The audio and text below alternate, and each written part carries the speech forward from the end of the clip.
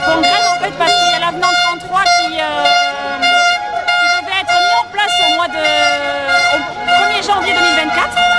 Ça devait permettre une revalorisation des salaires avec toutes les grilles qui étaient en dessous du SMIC qui allaient remonter au-dessus du SMIC. Une augmentation de 100 à 500 euros par mois chaque brut selon les catégories professionnelles. Qui est promise depuis le Covid. C'est les négociations depuis 2020, depuis le Covid. Avec une valorisation de l'ancienneté, du diplôme, de l'expérience. Et en fait cet argent qui était dédié, qui était donné par l'État, qui était dédié aux cliniques privées en lien avec la FHP, en fait a été donné aux cliniques privées pour la tarification hospitalière. Donc les salariés et les soignants ne voient pas l'argent et c'est quelque chose qui a été décidé par l'État lors de négociations, longues négociations en 2023. Donc ça fait plus d'un an que c'est censé être mis en place et que là ça vient de tomber, que l'argent du coup est redistribué directement aux cliniques mais pas aux salariés. Donc on n'en voit pas la couleur. Et c'était un avenant qui était signé par les syndicats avec l'État. Donc en fait c'est tout remis en cause et ils nous parlent d'une renégociation courant 2025-2027 et on ne sait pas du tout ce que ça va donner en fait. Voilà pourquoi on fait grève. C'est national, c'est suivi par c'est un mouvement à l'initiation de la CFDT du coup national de toute la France et c'est très suivi et il y a les discussions qui sont en cours avec l'État et les représentants de la CFDT au plus haut placé pour justement renégocier tout ça et demander l'application dès maintenant de l'avenant. Mais c'est en particulier avec le groupe de la clinique Navarre? Non, en fait c'est toutes les cliniques privées, tous les groupes et les cliniques privées de France. En fait, qui dépendent de la Fédération hospitalière privée.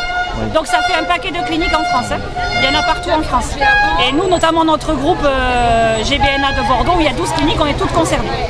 Tout à l'heure, vers 15h30, 16h, si on fait une poursuite du mouvement national. Il y a des pourparlers en ce moment? Oui. Ça se passe où? C'est à Paris, au siège à Paris. Oui, oui. D'accord. Donc loin d'ici. Voilà. Merci.